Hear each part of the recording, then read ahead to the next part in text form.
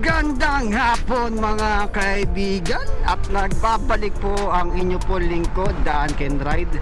At ngayong hapon ay pupunta tayo na Pasay City. First time kong magmumotor. Ngayong ay sa katuparan na yung NCAP na yan. So medyo ako'y kinakabahan kasi ako first time ko nga babiyahe sa kalsada. At ako'y nag-iingat kasi baka tayo mapitikan at mahalang multa sa NCAP mga kaibigan. Kaya tayo ay relax lang. Pag masyado nagmamadali, maging mapag-obserba sa mga kalsada na ating dadaanan para maiwasan natin mga ganon, mga huli, mga pitik, di ba? Kaya medyo abala kasi NCAP ngayon kasi kung nakikita nyo yung mga video doon sa Quezon Avenue, di ba? Nakapila yung mga nakamotor, di ba? Laking abala noon sa mga motoristang o mga nagmumotor na katulad natin. Kasi kaya nga tayo nagmotor kasi para makaiwas sa traffic. Pero kung lalo lang tayo mata-traffic, ano pang silbi ng pagmumotor ko? Di magkukotse na lang ako, di ba? Kung gano'n lang din ka-traffic, tapos mabibilad ka sa araw, ganung katagal na biyahe. Sabi nga ng iba from Guadalupe to Pasay is inabot na ng 1 hour and 40 minutes na dating 30 minutes lang, hindi ba? Hindi magkukotse na lang ako kasi mahirap kung ganun, maipit ka sa traffic tapos tirik ang araw. Delikado yan, delikado tayo mga Pilipino. Hindi ba bagay yan para sa bansang katulad natin na hindi naman ganun kaayos, kagaganda o kalulog yung mga kalsada, no? Dapat pinag-isipan niya maigi, hindi puro, alam niya na, puro pera ang inaatubag o iniisip, hindi ba? Malaking abala talaga yan.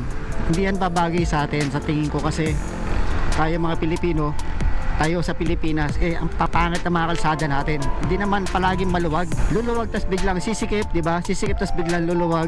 Tapos yung mga linya pa sa kalsada, hindi naman consistent, di ba? May linya ng motor, pero biglang mawawala. Tas biglang babalik, pero nasa kabilang side na kalsada, di ba? Magugulit ka na lang. Tapos ang dami pa mga kanto sa kalsada, di ba? Ang hirap, mahirap talaga. Lalo na merong isang nagsasabi na dapat daw bawal na yung filtering, pagsingit-singit ang mga motor. Naku, paano na tayo? Napakainis sa Pilipinas, kaya nga tayo sumisingit kasi napaka-traffic at di natin kinakaya yung sobrang init. Yung iba nga dyan sa sobrang init, naghahanap pa ng lilim tuwing may traffic light, diba? Tuwing nakastop. Tapos hindi nyo pa kami papayagan na sumingit-singit, di yari na kami. Napakainis sa Pilipinas, buti ba sana kung malamig. Okay pa sana kung maganda yung kalsada, no? Diba? Madaling sumunod, kaso dahil gulo-gulo nga yung mga kalsada sa atin, ang hirap sumunod. Parang parang binigyan ng matinding challenge tapos may matinding parusa. Oo, pabor na pabor yung mga nakakotse. Ako, nagkukotse din ako. Hindi naman ganun kagrabe yung mga nagagawa abala ng mga nakamotor, diba? Minsan may mga kasabay kang motor pero aalis din yan, no? Sisingit sa'yo pero mawawala din yan sa harapan mo, diba? Ang nakakabala yung napakaraming sasakyan, yung mga truck o sa ibang kalsada, naghalo-halo yung mga private cars, pati yung mga malalaking truck.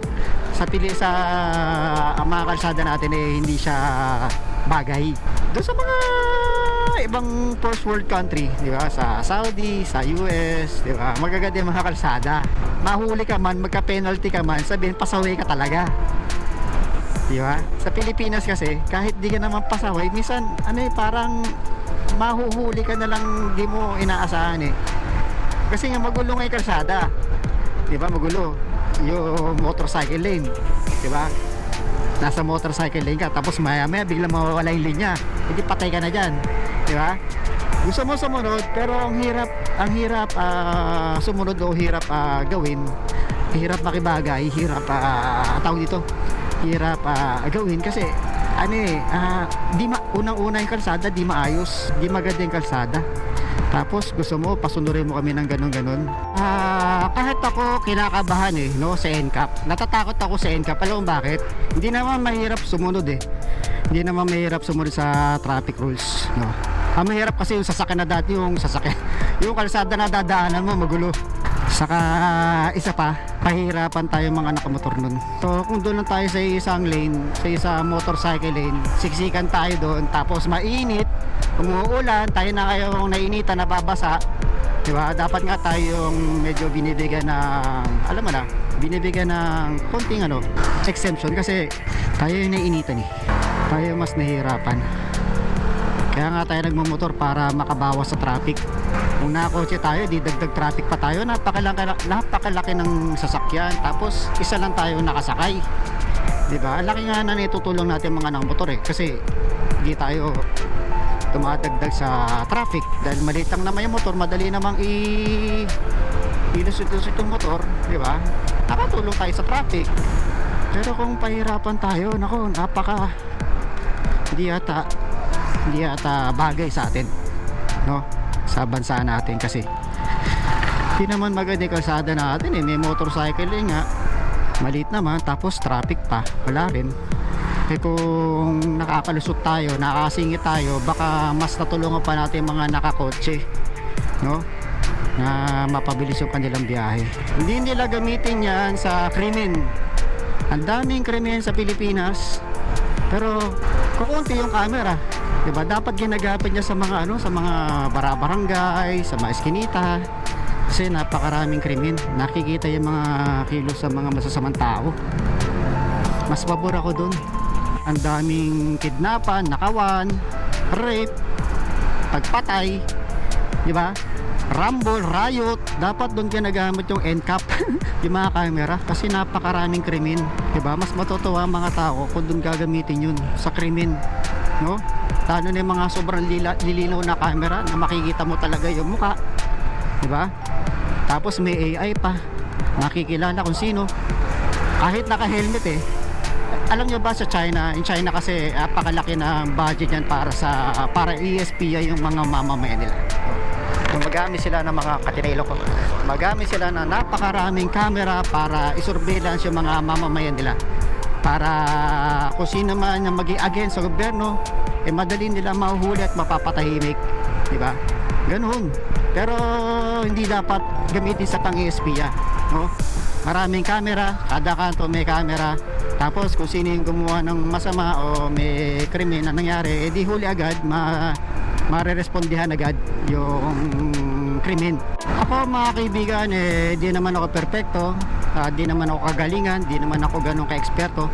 Kahit papano nagbibigay ako ng aking salobin, opinion sa mga pangyayari sa ating bansa. Nagbabahagi ako ng mga salobin bilang isang motorista din, rider. Nagbibigay ako ng payo sa mga kapwa natin riders, diba? Kung meron man akong maling nasabi, pwede niya naman akong i-correct. Pwede niyo akong replyan o pwede kayong magbigay ng komento dito sa ating video para sa ganun makorek natin yung aking mga mali na nasabi o hindi tama. Inulit ko, hindi ako perfecto. Ito ay mula sa puso at impromptu, kumbaga. Habang ako'y nagmamaneho mas focus ako sa aking pagdadrive. Wala naman akong binabasang script, wala akong sinusunod. Kumbaga lahat ito ay galing sa puso, diba? Mahalaga ay galing sa puso, hindi yung sinabi mo lang dahil pinag-utos sa'yo na sabihin mo. Galing to sa puso, sa puso ng isang Pilipinong matagal nang gumagamit ng motor sa mga kalsada o sasakyan sa mga kalsada sa Pilipinas na magulo, na hindi consistent, na masikip, diba? Makaiba tayo mga kaibigan, may napanood akong video sa Facebook na isang sikat na social media na nagrereklamo sa stage dahil parang binastos daw siya ng isang audience, no? Napansin ko itong social media personality na to yung sumasayaw na halos wala ng saplot sa katawan sa mga event, sa mga barangay kung saan may mga nanonood ng mga bata, matatanda, halo-halo, binata, diba? Mga tatay, nanay, halo-halo may mga bata, diba?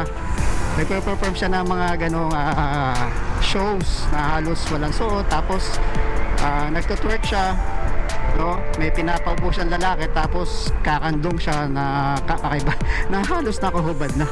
Di ba? Nagrereklamo siya doon sa isang event niya na parang nabastos daw siya.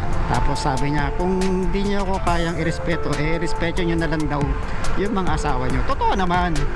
Pero napansin ko kasi, kung gusto mong irespeto ka, dapat maging karespeto ka talaga. Di ba?